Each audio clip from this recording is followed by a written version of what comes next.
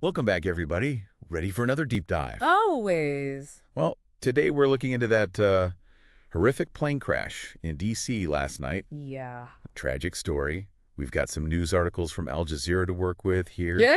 And some stuff circulating on social media. Seems like there's some chatter coming out of the press conferences, too. Uh-huh. So I guess our mission here is to, well, I mean, obviously figure out what happened, but also see if we can get a handle on what might have contributed to this. Yeah. And, of course, try and understand, the human impact.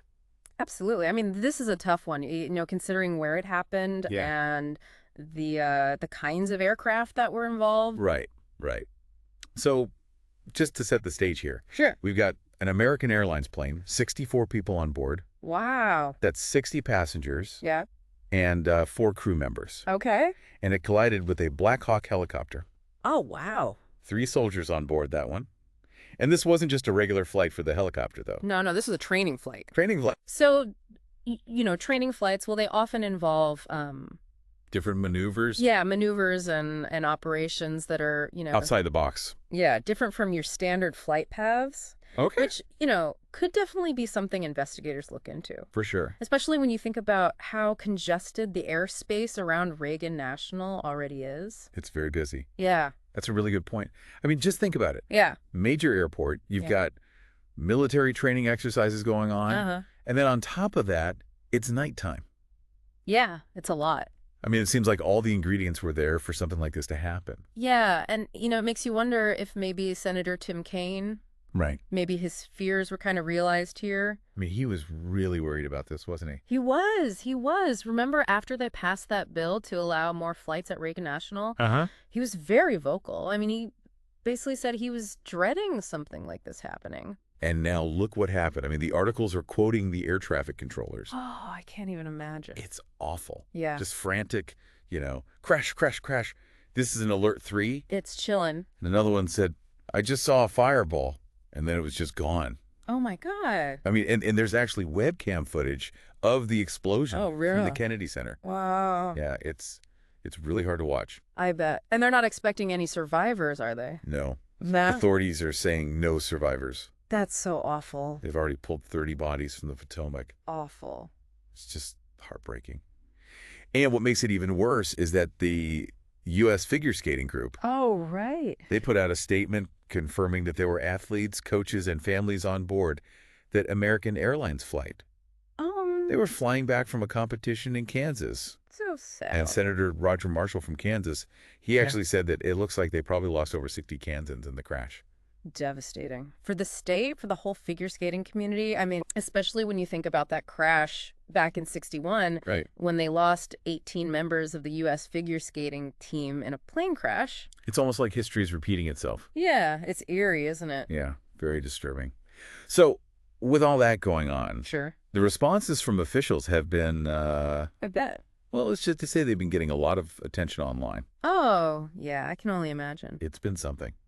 President Trump, he offered condolences, of course, Right. but then he went on social media to question what the helicopter pilot did, saying he should have taken evasive action. Oh, wow. Yeah, and then in a press conference, Uh, he started talking about diversity and inclusion hiring practices within the FAA, oh, boy. saying that it's leading to mediocre standards, and that could be a factor in the crash. Right. Well, that's sparked a lot of debate online, hasn't it? It has. But it's important to remember that that's just his opinion, right? Yeah. I mean, at this point, There's no proof. no, there's no evidence to back up what he's saying. Right. But meanwhile, Secretary of Defense Hegseth, he announced a full investigation. Okay. They want to determine if the helicopter was in the correct corridor and at the right altitude. So that kind of brings us back to Senator Kaine's concerns, doesn't it? It does, yeah. About the increased flights at Reagan National. Right. I mean, if there were already these safety concerns, Yeah. how could they pass a bill to let even more planes fly in and out of there? I mean, that's a really good question. Right. Senator Kaine, he wasn't just worried about the sheer number of flights. He was worried about congestion and how much stress that puts on air traffic control. Got to be a ton. Especially when you've got military aircraft sharing that same airspace. Yeah, you've got two very different types of flying going on there. Exactly. So it makes you wonder how these decisions are even made. Yeah. You know, are they putting safety first? Or are there other priorities that are outweighing those concerns? It's a big question. It is. Okay, so we've got a lot to unpack here. We do. Both in terms of what caused this crash and what this all means for aviation safety going forward. Absolutely. But why don't we start by taking a closer look at the possible contributing factors? Sounds good. So let's get into that. All right, so first we've got Senator Marshall. Okay. He's raising questions about the transponders, you know, how military and civilian aircraft communicate, or in this case, don't communicate. Or don't, right. Because there's no direct link between them. Right. And he's saying that's a problem, especially in such a busy airspace. Right. And then, of course, you've got President Trump and his theories about pilot error and how DEI practices might be affecting the FAA. Right. But those are just theories, right? They are. We have to be clear about that. There's no proof at this point. Right. Okay. So then what about the weather? Right. It was a cold night. Yeah, cold and dark. But I think the report said it was clear. I think so. So visibility probably wasn't an issue. Maybe not a major issue, but Yeah. but even a clear night can be tricky for pilots, right? Especially around Reagan National, yeah. Exactly. I mean, it's such a complex environment. Right, with so much going on. Yeah. Even small things can cause problems. Little disruptions. Yeah, and then those problems can snowball. Right, like a domino effect. Exactly. And it sounds like we might have had a few of those disruptions all happening at once. Yeah, it's starting to look that way. It is. Okay, so before we go any further, Sure. I think it's important for everyone listening to understand. Absolutely. We're not trying to pick sides here. Right. Or endorse any one theory about what happened. No, not at all. We're just trying to lay out the facts. Oh, we know them. As we know them right now. Right, exactly. And encourage you all to think critically about what could have contributed to this terrible tragedy. Yes, exactly. So what do you think so far? What are your first impressions? Yeah, what jumps out at you? Based on what we've talked about so far, which of these factors seems most plausible to you and why? We want to hear your thoughts. Yeah, let us know. It's a lot to wrap your head around. You know, you've got like the immediate factors, the aircraft, the training flight, all that. Yeah. But then you've also got these bigger picture things. How are regulations developed? How do we assess risk? How do different agencies and organizations talk to each other, coordinate? Right, and how do they actually work together in practice? Exactly. And then, you know, in all of this, Yeah. we can't lose sight of the human cost. No, absolutely not. This is just devastating for the figure skating community. It is. Especially with, you know, with the 1961 crash. Oh, yeah. It's hard not to see the parallels. Yeah, it's like it's eerie, isn't it? Another plane crash, another U.S. figure skating team. Yeah. It really makes you think about what we learned from that last tragedy. Right. Because things changed after 61. Yeah, there were big changes to aviation safety regulations, but then here we are. Decades later. Decades later, and it's like... Same thing. Yeah, like we haven't really made as much progress as we thought we had. It's a hard truth. It is. And it's not just the figure skating community that's hurting, right? No, of course not. I mean, there are those 3 soldiers on the Black Hawk. Right. Their families. Yeah. 67 people died in this crash. 67 people. Each one of them with their own families, friends, dreams. It's just... Lives cut short. It's hard to even process, you know? Behind all the headlines, the statistics, there are real people. Real people who aren't here anymore. Whose lives are completely shattered. Yeah. Their families are never going to be the same. It's hard to even fathom the magnitude of their loss. It is. And while we're trying to understand what happened, we also need to think about what this means moving forward. Yeah, the big picture. Like, could this lead to changes in aviation regulations, procedures? Maybe. Especially for busy airports like Reagan National. Yeah. It could be a wake-up call, you know? A catalyst for change. Exactly. Like Senator Marshall's concerns about the transponders. Maybe people will start taking those more seriously now. Yeah, maybe this will push things forward. It could. Maybe we'll see new tech, new systems. Something to prevent this from happening again. Right, some way to get military and civilian pilots talking to each other in real time. That would be huge. It would. Or maybe even changes to flight paths. Yeah, or altitude restrictions. Especially around landing approaches. Right, anything to reduce the risk. I mean, it sounds like this one event could really shake up the whole aviation industry. It could. It often takes something like this, a tragedy, Yeah. to force us to look at where we're vulnerable. Expose the weaknesses. Exactly, and then make us face some hard truths about our systems Yeah. and how we do things. Those changes won't bring anyone back, No. but maybe it can give the family some comfort. Some peace. Knowing that we're doing everything we can to prevent something like this from happening again, that something good can come out of all this suffering. Speaking of hard truths, Yeah. President Trump's comments about the FAA and DEI. Yeah, those were something, weren't they? Yeah, definitely controversial. Definitely. But they do raise some important questions. They do. About pilot shortages, training standards. Right. Everyone's talking about those these days. Yeah, they're big issues facing the industry. They are. And, maybe this crash will just add fuel to that fire. It's possible because even though those were just his opinions, Right. they tapped into something that people are already worried about. Yeah, a real concern. And now, regardless of what actually caused the crash, there's going to be a lot more scrutiny on pilot training Go for sure. and hiring practices. Yeah, it's not just about the technology and the regulations anymore. It's the people. Right, the human element. We need to make sure we're doing everything we can to train pilots properly. And hold them to the highest standards. Absolutely. Because at the end of the day, People's lives are at stake. yeah, it's about safety. Which brings us to the whole question of risk management. Oh, yeah, that's a big one. This crash, it happened in a very specific context. Right. Busy airport, training flight, nighttime. Hmm? But the underlying issues are relevant everywhere.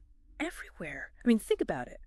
Healthcare, Transportation, finance. any system where people can make mistakes Or where technology can fail. and where those failures can have huge consequences. This crash, it's a case study, It is. a wake-up call. For how we manage risk in a world that's just getting more and more complex. Yeah, more interconnected. Everything's connected these days. It really highlights how important it is to be vigilant, To keep asking questions. challenge assumptions. Not be afraid to say, hey, is this really the best way to do things? Right. Because what seems safe one day... Might not be safe the next. Right. The world is changing fast. And we have to be willing to adapt. And to learn from our mistakes. Like, we talked about the 1961 crash and all the changes that came after. Right.